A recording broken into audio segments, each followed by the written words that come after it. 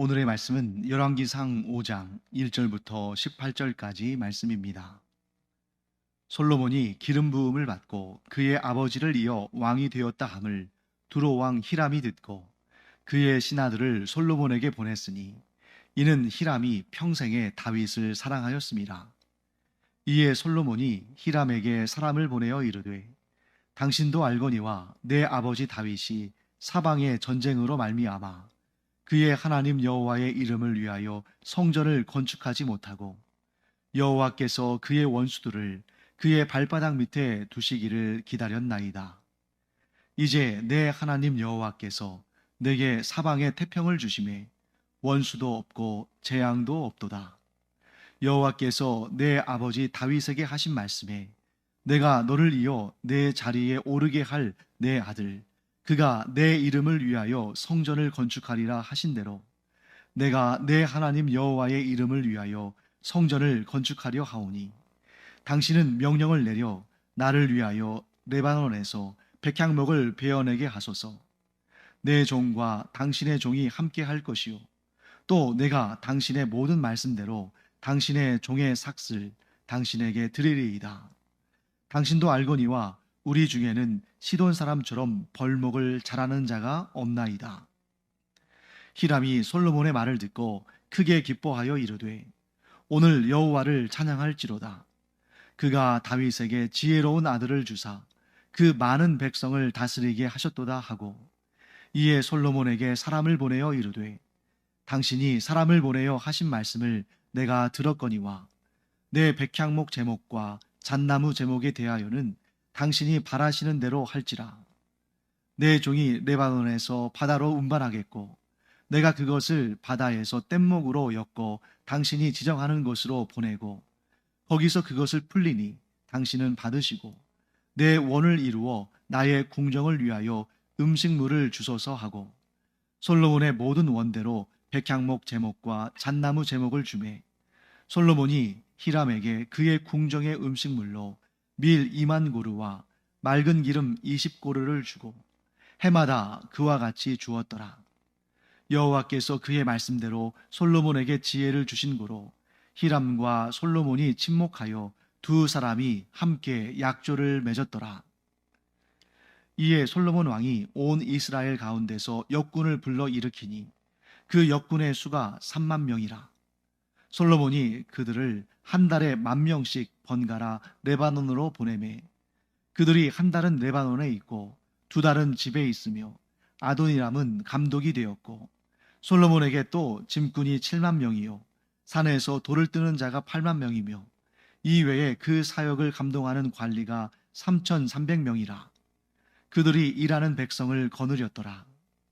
이에 왕이 명령을 내려 크고 귀한 돌을 떠다가 다듬어서 성전의 기초석으로 놓게 하며 솔로몬의 건축자와 히람의 건축자와 그발 사람이 그 돌을 다듬고 성전을 건축하기 위하여 제목과 돌들을 갖추니라.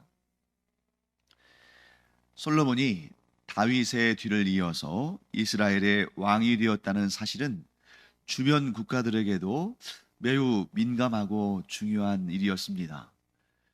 다윗 시대가 한 40년 정도 있었는데 그 시간 동안 또 익숙한 관계들 가운데 그렇게 살았겠죠. 그런데 이제 이스라엘의 리더십이 교체가 되었으니까 솔로몬이 이스라엘의 새 왕으로 이제 그 왕위에 올랐으니까 이제 뭔가 달라질 수 있잖아요. 그 달라지는 상황이 내 나라에게 유익한가 혹은 불리한가 이것을 굉장히 계산하는데 마음이 복잡했을 겁니다. 그 중에서도 두로는 더욱 민감하게 반응할 수밖에 없었습니다. 왜냐하면 두로라는 이 도시국가는 이스라엘의 북쪽에 국경을 마주한 그런 도시국가이기 때문이죠. 그래서 오늘날도 이런 상황은 계속됩니다. 그래서 두로, 시돈, 우리에게 익숙한 이러한 도시국가들은 이스라엘의 북쪽에 지중해를 접하고 있는 그런 항구 도시이면서 또 그런 도시국가들이었는데 오늘날로 따지면 레바논이에요. 자, 오늘날의 레바논이 지금 여기 나오는 두로, 또 시돈, 또 조금 있다가 이제 우리가 또 살펴보게 될 그발, 이런 도시 국가들이 있었습니다. 그러니까 국경을 마주하고 있고, 또 상대적으로 이스라엘이 규모가 좀 크고 두로는 거기에 비해서는 규모가 좀 작기 때문에 신경을 쓰지 않을 수가 없겠죠. 그런데 이 두로에는 특징이 있습니다. 이 두로의 특징은 뭐냐면, 이 두로는 항구 도시이면서, 즉 지중해와 접한 항구 도시이면서 동시에 임업이 발전했어요.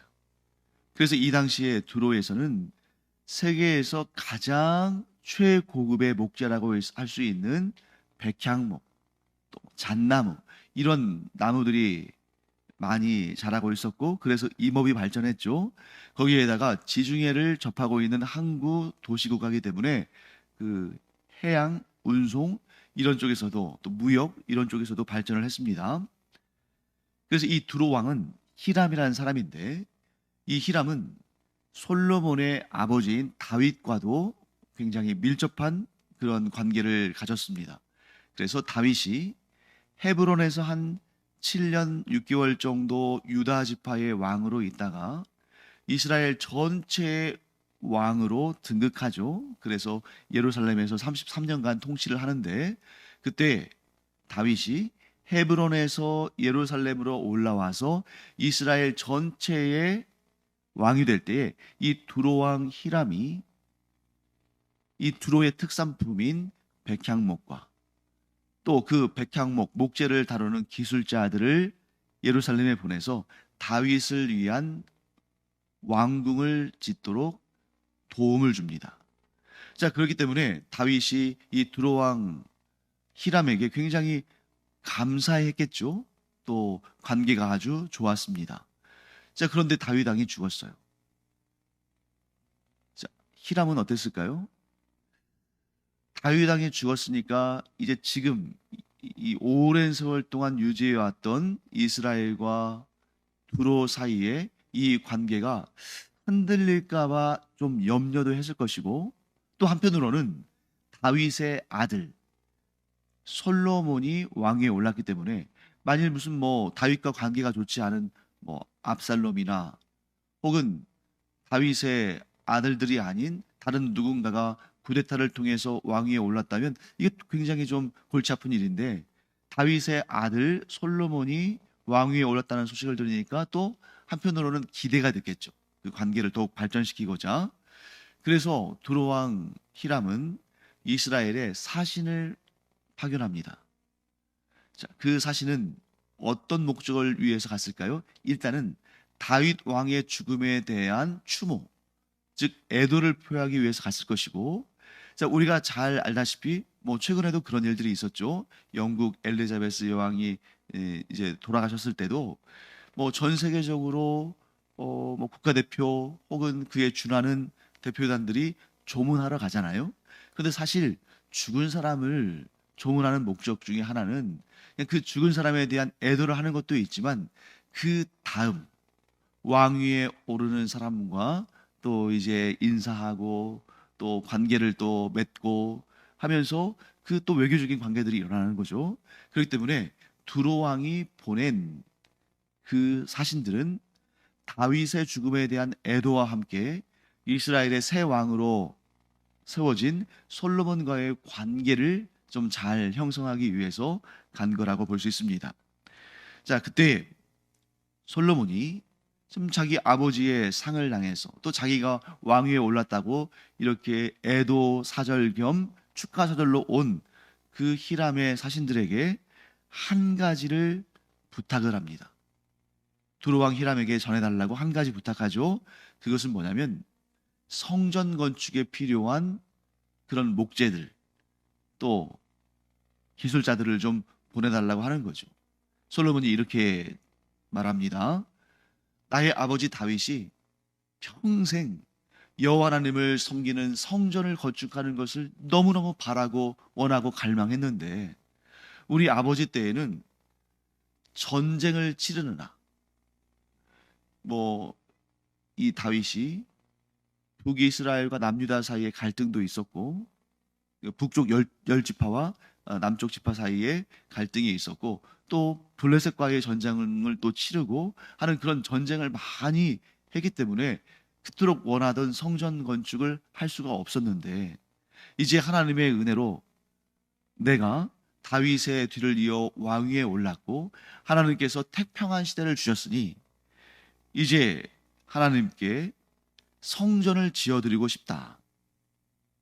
그리고 하나님께서는 내 아버지 다윗에게 말씀하시기를 내가 너의 당대에는 성전 짓기를 허락하지 않지만 너의 아들 때에 성전을 짓도록 허락하겠다라고 말씀하셨으니 이 성전을 짓기 위해서 필요한 백향목과 뭐 이런 재료들을 보내주시면 그 삭슬 드리겠다라고 이렇게 사신을 보내서 의견을 전합니다.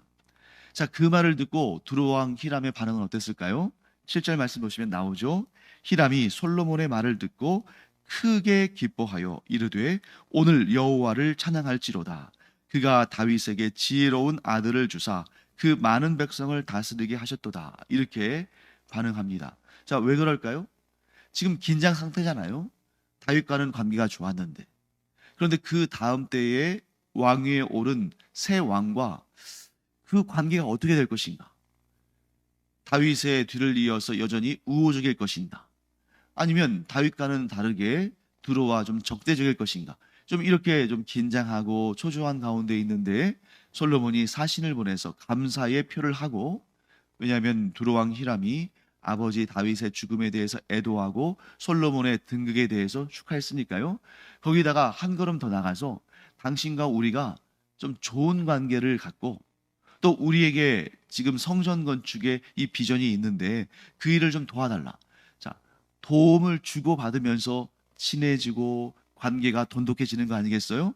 그러니까 이 두로왕 히람은 상대적으로 국가 규모가 좀 작다 보니까 이스라엘에 대해서 신경을 썼는데 이스라엘의 새왕 솔로몬이 아버지 대에 이어서 좋은 관계를 또 유지하고 서로 협력하고 상부상조하고 하기를 원하니까 좀 기뻤습니다.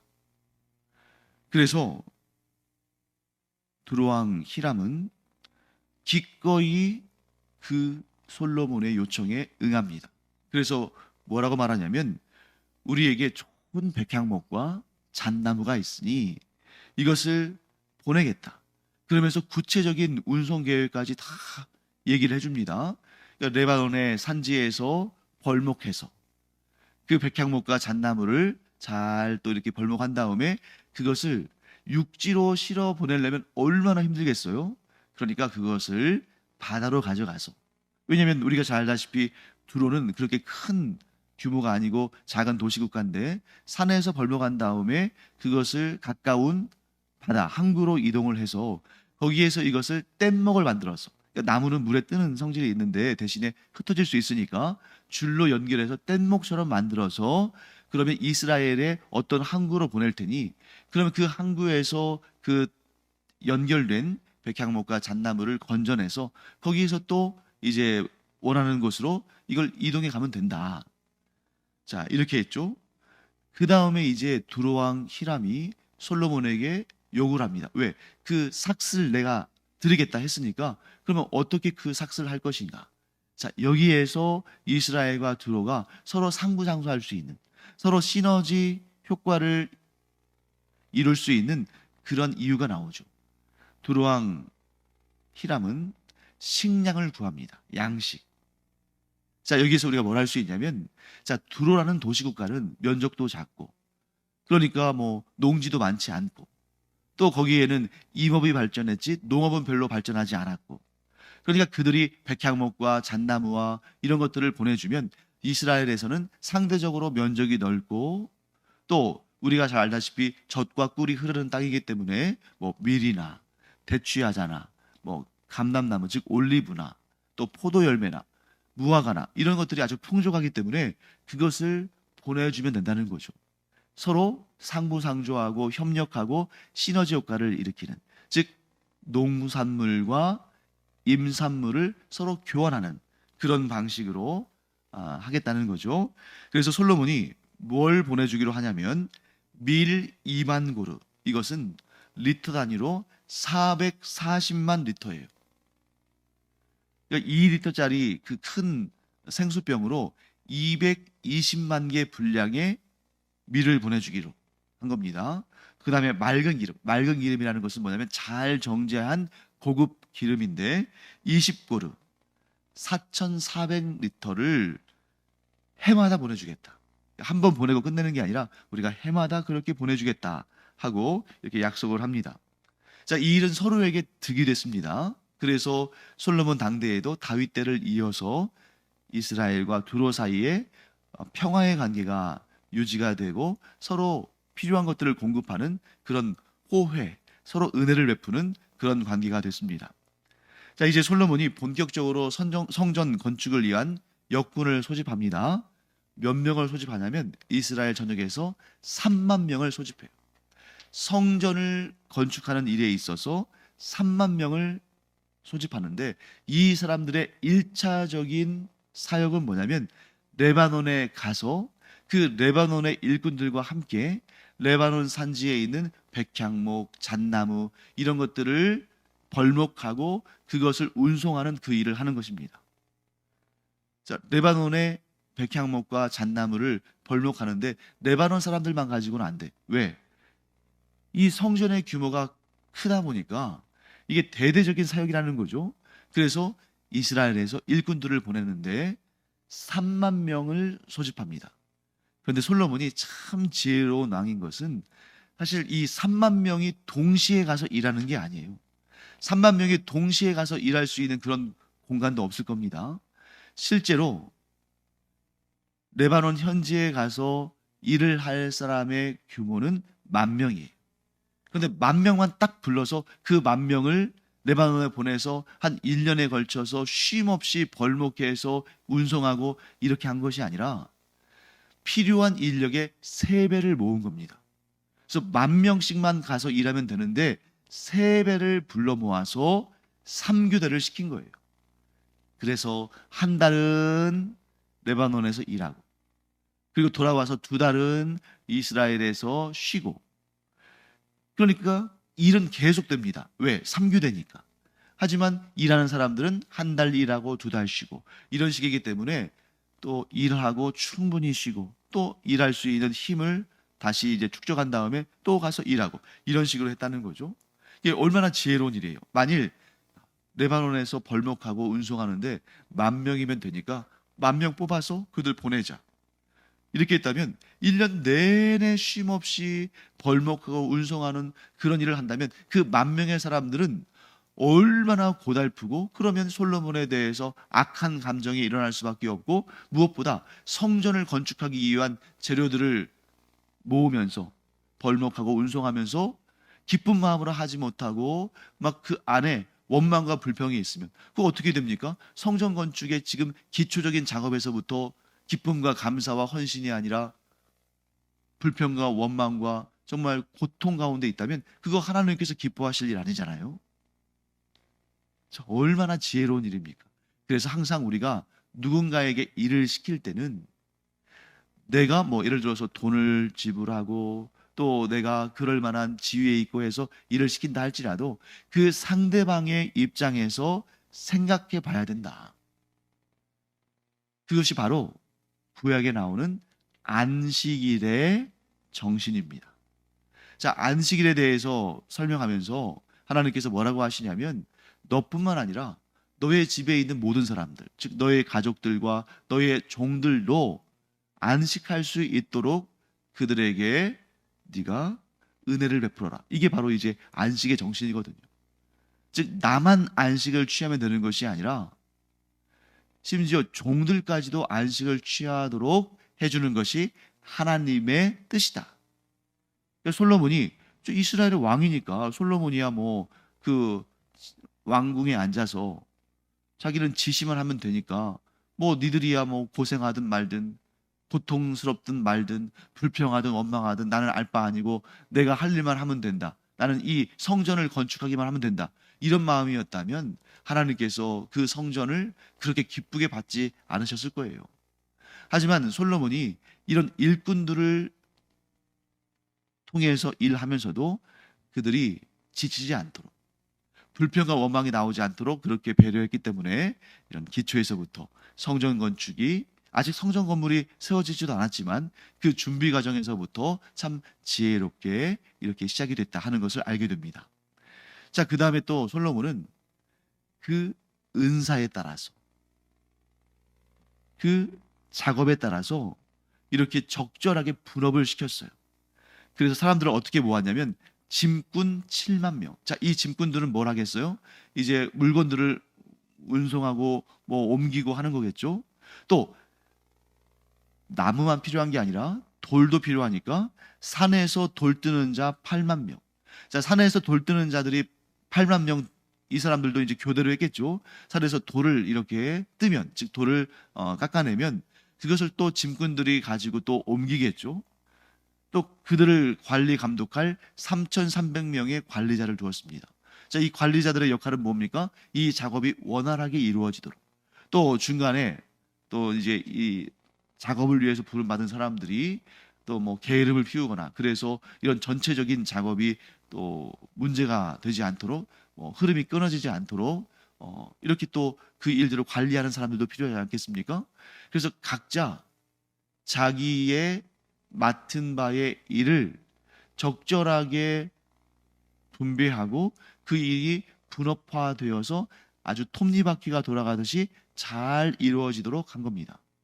그래서 레바논에 가서 벌목하는 자, 또 산에 가서 돌을 뜨는 자, 또 그런 물건들을 옮기는 짐꾼, 또 그들의 모든 그런 일들을 관리하면서 작업이 원활하게 이루어지도록 하는 그런 관리자, 이들을 각각 세워서 이 사역이 아주 정교하게 차질 없이 돌아가도록 한 거죠.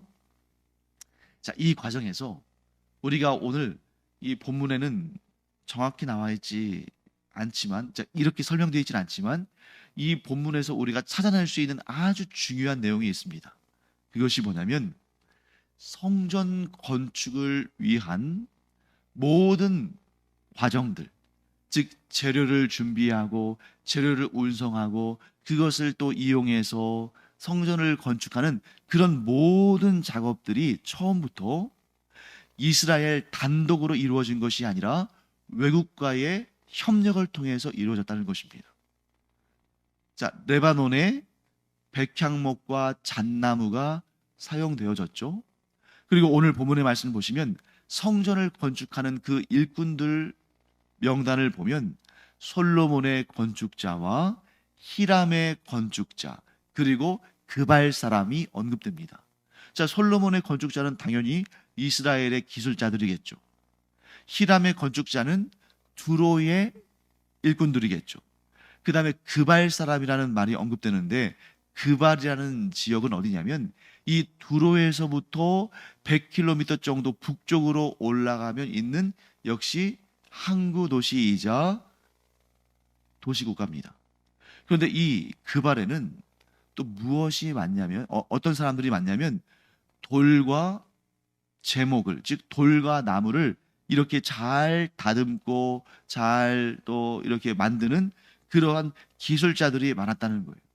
자, 그러니까 성전을 건축하는 그 초기에서부터 그 재료들을 준비하는 일에서부터 그 재료들을 가지고 일하는 그런 과정에 이르기까지 이스라엘, 두로, 또 그발, 이렇게 연합국가의, 즉 연합적인, 국가 간의 연합적인 협력의 사역이 이루어졌다는 거죠.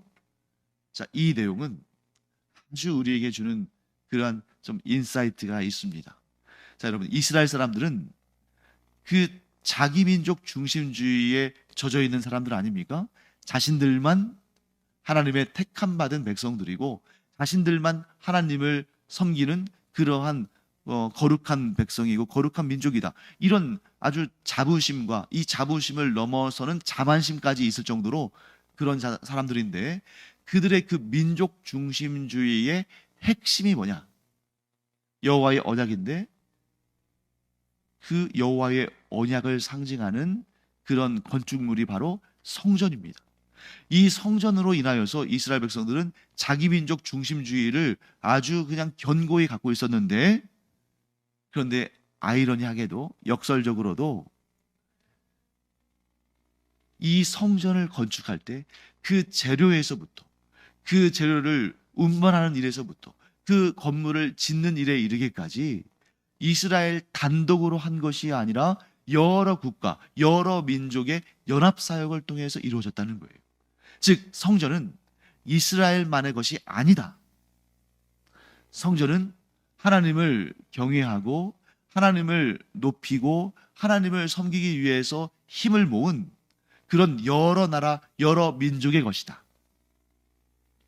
그래서 성전에는 이런 여러 나라와 민족의 손길들이 합쳐져서 그 성전을 이루게 된 그러한 의미가 담겨 있는데 하나님께서 그것을 의도하셨다는 거죠. 그래서 성전에는 국경이 없는 것입니다. 세계 곳곳에서 누구든지 하나님을 경외하기를 원한다면 성전에 와서 하나님께 경배할 수 있는 것이죠. 오늘날 교회 공동체도 마찬가지입니다. 교회 공동체도 인종과 언어와 문화와 국경이 없이 누구든 하나님을 경외하고 예수 그리스도를 구주로 영접한 사람들이라면 누구에게든 열려 있는 곳이다. 또한 솔로몬의 건축자들과 또 히람의 건축자들, 또 그발 사람들이 함께 힘을 모아서 성전을 건축해 나가는 것처럼 오늘날 이 교회 공동체도 각자 하나님께로부터 받은 은사를 모으고 합하고 협력하고 조화를 이루면서 교회 공동체를 이루어가는 것이다. 그래서 교회는 다양한 사람들이 모여서 다양한 은사로 섬기며 그들이 마음을 다하고 뜻을 다하고 서로 사랑하며 하나가 되는 공동체다 하는 것을 이 오늘의 본문을 통해서 우리가 또한 깨닫게 됩니다. 그러므로 우리가 신앙생활을 할 때 누군가를 배척하는 것이 아니라 그래, 당신과 내가 힘을 합치고 마음을 합치고 뜻을 합쳐서 예수 그리스도의 몸 되신 교회, 하나님의 소유된 교회 공동체를 이루어 갑시다 하고 서로 하나가 되는 우리 교회 공동체를 이루기를 간절히 축원합니다. 기도하겠습니다. 하나님, 구약의 성전도 또 신약의 교회도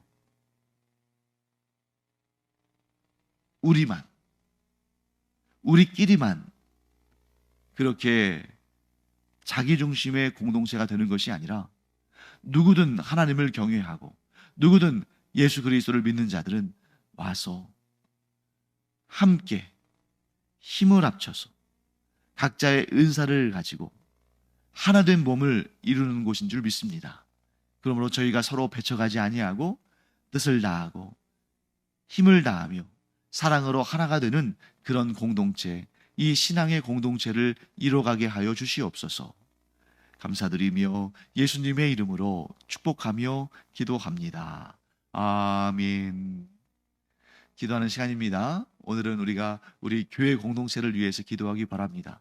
서로 싸우고 다투고 분열되고 그런 공동체가 아니라 하나님께서 불러주신 이 교회 공동체 안에서 서로 사랑으로 하나 되고 또 각자 받은 그 은사를 존중하면서 그 은사들이 또 모여져서 주님의 몸된 하나의 교회를 이뤄가기를 기도하기 바랍니다.